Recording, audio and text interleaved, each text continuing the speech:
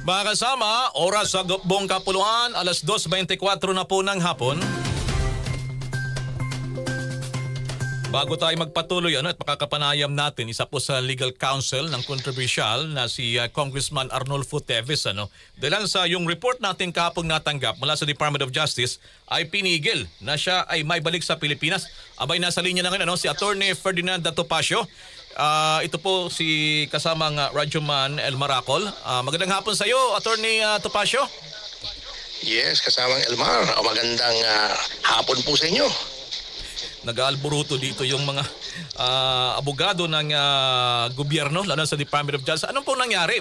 Bakit po ay pinigilan? Lower court ba to ng Timor-Leste na pumigil dito na may balik ng Pilipinas si Congressman Teves, Attorney?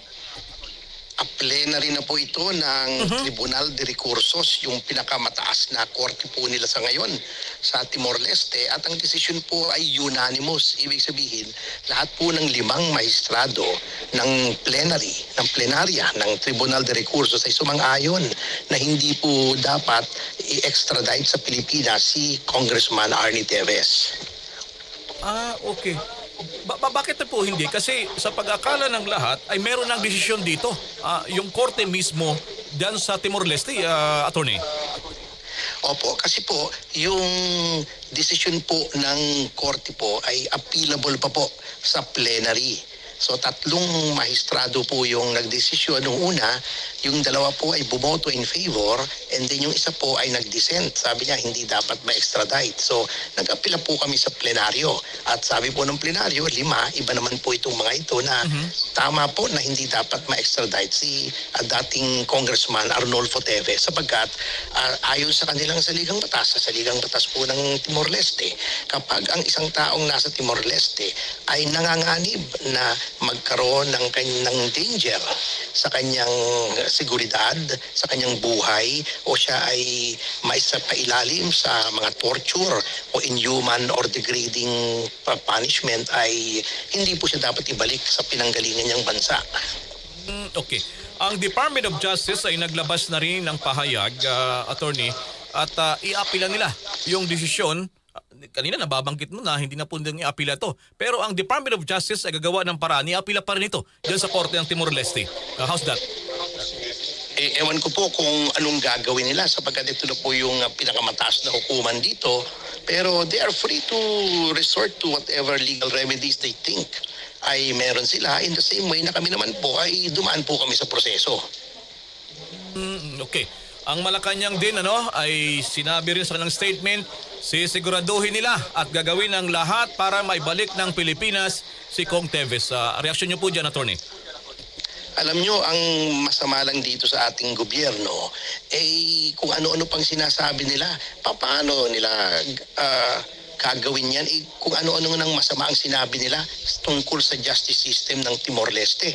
Si Boying Remulla, corrupt daw ang Timor-Leste, hindi daw maayos ang pamamahala roon, pagkatapos hihiling sila roon. Ano nang klaseng style yan?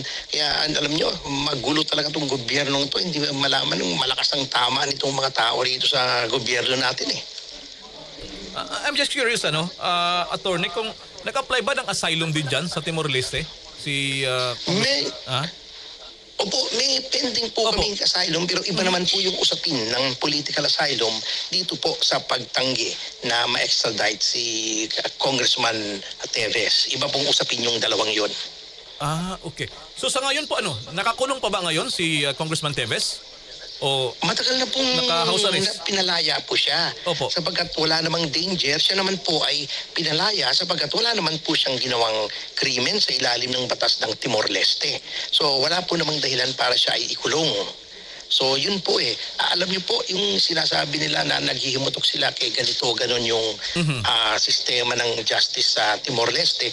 Mas matino pa nga po ang sistema ng justice sa Timor-Leste sapagkat sila po sumusunod sa due process Itong sa ating gobyerno, kung nakita niyo yung ginawa kay dating Pangulong Duterte, walang due process dito. Hindi sinusunod ang konstitusyon, hindi sinusunod ang mga batas. So anong sinasabi ni Boying Remulla na corrupt doon? Mas corrupt po rito, lalo ng executive ngayon, napaka-corrupt.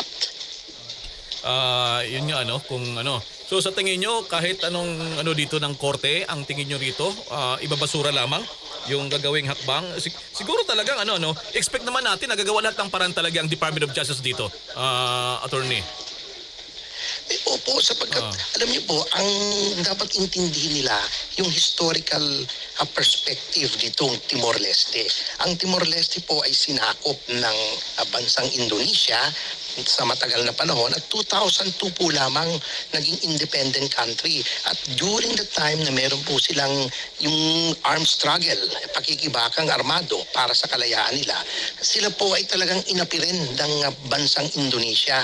So dahil po sa historical perspective na yon na sila inaapi, ayaw nilang ang ibang mga tao naman ang naapi. That's why they're very big on human rights, on due process, at saka yung mga ganitong pagbibigay ng parang shelter or protection sa mga taong inaapi sa ibang bansa. Alright. Nandyan ba kayo sa Timor-Leste ngayon, attorney? Ay, wala po. Wala naman? Ako'y nasa ibayong dagat pero hindi po sa Timor-Leste. Okay, sige. Mensahe nyo na lang po sa inyong best friend kay DOJ Secretary Boying. Opo, alam niyo po, Secretary Boying, ako'y napapailing na lamang sa pinagsasasabi niyo. Ngayon, nananakot pa siya na may consequences daw sa pagiging full-fledged member ng ASEAN itong Timor-Leste dahil hindi pinaburan. Hindi naman po Secretary of Justice ang nagdidikta ng foreign policy. Yan ay dinidikta ng Pangulo through the Department of Foreign Affairs. So, alam niyo, hindi po tama sa isang abogadong katulad niya na pagka pabor sa kanila ay matino ang Timor-Leste. Pagka hindi pabor sa kanila ay corrupt na. Mas corrupt po ang DOJ ninyo, Secretary Remulla. Napaka-corrupt po. Sapagkat ang DOJ ngayon ay na-weaponize. Ginagamit po ang inyong DOJ para pahirapan, i-persecute, tuligsain ang mga kalaban ng gobyerno. That is the basest form of corruption, Secretary Remulla. At sana nga itong mga pangyayaring ito ay matuluyan na si Secretary Remulla sa kanyang pagre-retiro sa gobyerno. Alright, on that note, marami pong salamat, Attorney Ferdinand Topacio, sa inyong pagbibigay pagkakataon sa mga oras na to. Ang legal counsel po nitong si dating Congressman Teves. Marami pong salamat, Attorney. Wala pong anuman. Thank you very much and God bless. Thank you very much din po.